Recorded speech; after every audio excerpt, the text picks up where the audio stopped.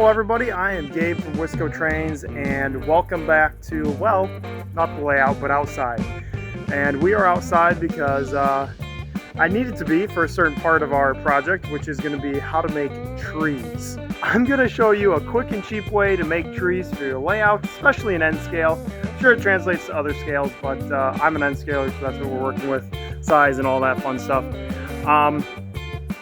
I wouldn't quite say easy, there's a little bit of tediousness to it, but otherwise, I mean, honestly, it's really not that hard. There's not that much to it. So here they are. These are some of the finished products.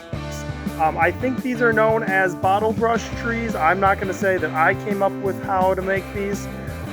This was an idea that I saw on Model Railroader probably, dang, I'm getting old, but like 15, 17, 20 years ago, something like that. And I'm sure I've modified a bit, did it a little differently, but yeah, I'm going to show you how to make these. So without further ado, let's go down into the workbench, start there, and we'll be back outside pretty soon. Okay, here's what you need to make these trees.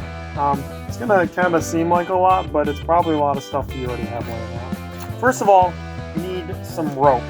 When I bought this, I stupidly bought something from Hobby Lobby that had wire in the middle of it. You can use it, it's just harder to do. You just have to cut around the wire, but I think it's probably easier just to find yourself some sort of twine or rope that you can split apart like this and into this that doesn't have the wire, but if you find it with the wire, not the end of the world. Floral wire, you need some of that. I guess it really depends on what scale you're doing, but N scale, this is about the right size that you need. You need yourself some Elmer's multi-purpose spray adhesive.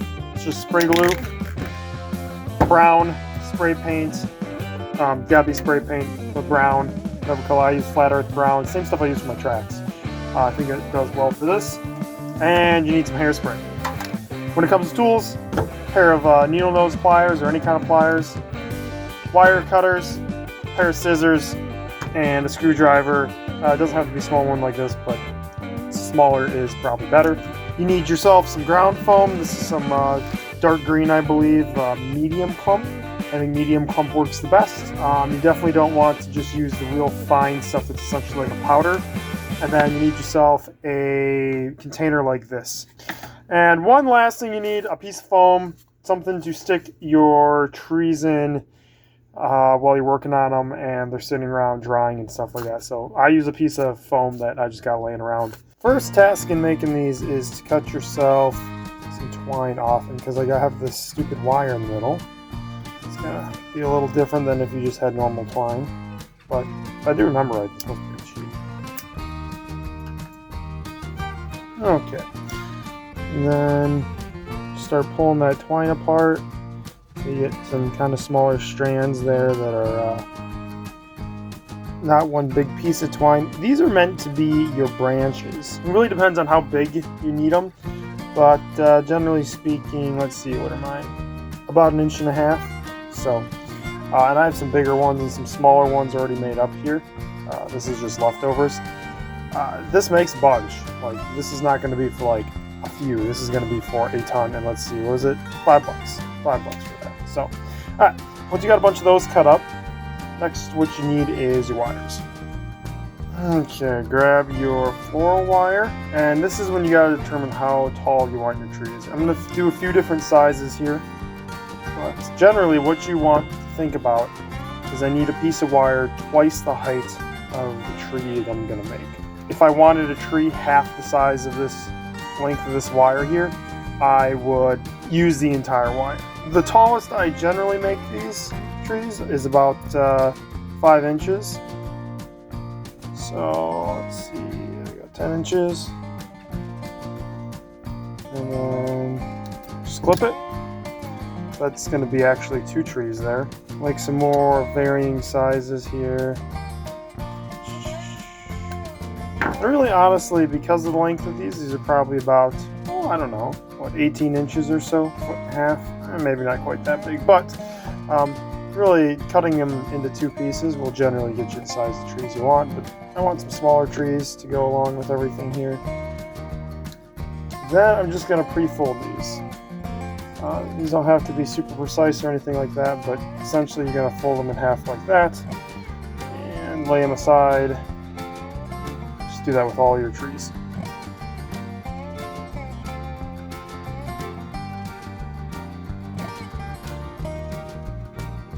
It's going to be a pretty small one. And there is enough for 10 trees.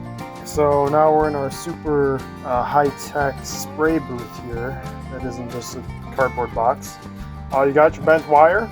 And this is probably the part that I hate the most because you're about to get glue all over your hands and you're about to get the twine's fibers all over your hands. But it's kind of the way of doing it. So kind of hold it open like this where it's more of an L shape now. Get your spray glue. And I just got it straight on my hand.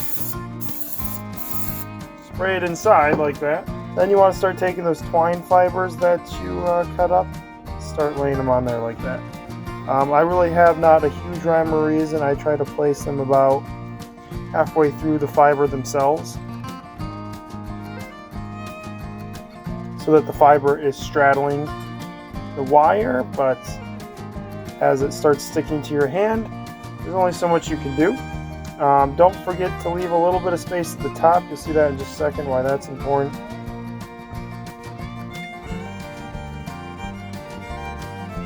Then don't forget to leave space for a trunk on the bottom. So that's probably good enough. It's good enough in my book. And you want to fold it together like that. Then take your pliers, hold it down at the end like so. And then you see how you have a loop right here? Stick your screwdriver in there, and this is why I say a small one, and this is why you also don't want fibers all the way to the top. Like that. And start twisting it together. So you'll get like a big opening at the top at first, but you can fix that as it goes. You just got to spin it together, make sure you're going the same direction the entire time. Doesn't look like much, trust the process. Okay, that looks pretty good. Let go there. Take that off, and then you see the loop. Take your wire cutters again. And let's just cut that loop off. As you can see, I took a little bit of fiber with me, but not the end of the world. And because everything is sticky, it's not time to mess with the fibers. It's time to let this dry. And that's where the foam comes in. Take your tree, stick it in there for the time being, and we'll let that dry. As you can see, I made 2 more, and I'm going to continue on with the rest of my wires. So as you can see, this is going to be my last one. Your fingers get stickier and stickier and covered in more and more stuff, and honestly there's a limit as you can see, a limit to how many of these you should probably make at once, unless you're able to somehow really keep the glue and all the stuff off your hands, because it just gets more and more difficult. And honestly, somewhere around 10 is probably correct, because now look what happened. Now I got glue over my hands, and now I gotta get these off. But yeah, my hands are covered in glue. Everything wants to stick to everything in a good way and a bad way, I guess. But all that good? Good enough for where we're at in this process. Okay, well, that's probably as good as my hands are going to get before I finish this up. Gosh, my fingers are glued together. But yeah, this is probably the worst part of this entire process. I do hate it a lot. But it does make pretty decent trees. So honestly, it should make a pretty varied tree. So hopefully all said and done, not as good as the other ones, but it should make for an interesting tree at least. And there's tree number 10. Yeah, it's probably good to let these dry, I don't know, a couple hours overnight. And we'll get back to them. Okay, so it's been probably, well, about 11 hours. And here's what the trees look like right now. So take one of the better looking ones, show it to you. It doesn't really look that much like a tree right now, other than the fact that we have an object that goes up and some stuff that comes off the sides. To fix that, what we need to do is start taking the twine fibers and unrolling them and starting to get some bigger, wider spots for the branches. So see how I just twisted it backwards to the opposite of the way that the twine was twisted. Just gonna go like that. And try and separate those fibers as much as I can. This can be a little bit tedious, but at least it's not sticking to your hands like the last step.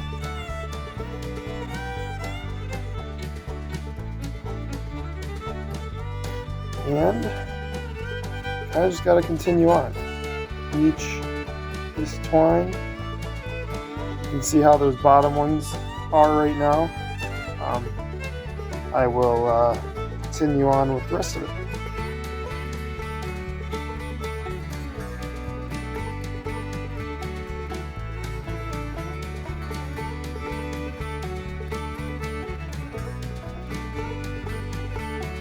Okay, let's see. Okay, so again, it's starting to look more like a tree here. This one needs a little bit more twisting. Okay, so I'm going to kind of try to fluff it to make it go in all directions. That's how it kind of looks after untwisting everything. It's looking better, looking more like a tree. Got some branches, a little more fullness, a little more thickness to it. What I am going to do, because I kind of want it to be a little more pine tree shaped, I am going to trim just a little bit at the top, kind of make it look a little more cone shaped. But yeah, the crazy fibers all over, that's kind of what you want. That'll make for a good tree. On to the next 9 trees, and I'm going to continue on with this, and once that's all done, I'll show you the next step. Okay, it's time to get some sun while we're model railroading today, and we're out on the deck. All my trees have been, I don't know, fluffed, teased out, made to look more tree-like. I think you're starting to see the forest in the vision here, right, everybody? They're starting to look a little bit more like trees, older, maybe a little bit scraggier pine trees. So we're out here on the deck, and you need somewhere to spray your spray paint, and you need your ground foam, your bucket, and hairspray. All right. Time for the first tree. Let's give this a few tests. Okay. What you want to do is try to cover the tree as much as possible. We want to get rid of all the shiny stuff from the wire, and then we also want to get rid of anything that looks like thread. So, also want a pretty thick coat because it's going to help us adhere the ground foam to it. Okay, almost just had a tragedy with the wind, but we're going to sprinkle this on now. Shake off the excess. Try to get a little bit more on there. Okay. I don't know if you guys can hear it, but I have train horns from the Foxy in the background.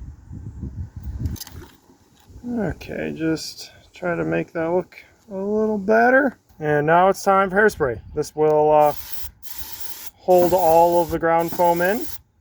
And also, this wouldn't be a bad time to decide if you wanted to do more ground foam somewhere, because it'll stick to everything real well now. I'm just going to do a little bit of last minute adjustments and stuff and put that back. And there is one finished tree. There you go. You can kind of see the before and after, a little hard with all that glass in the background. But I'm going to continue on with doing the rest just like I have before. I showed you how to do one. It's a pretty simple concept.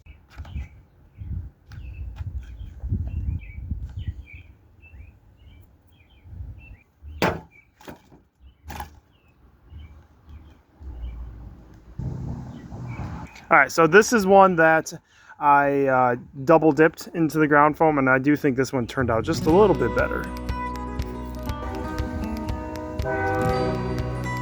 Now I can really hear the Foxy.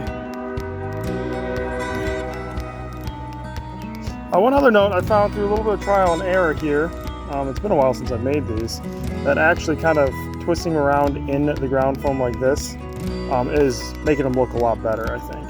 So here, let's get that off. Yeah, I think this one's much better than that first one I showed you. Okay, and there's the last one. And I'm just going to give this entire thing a quick spray with hairspray one more time to get everything covered.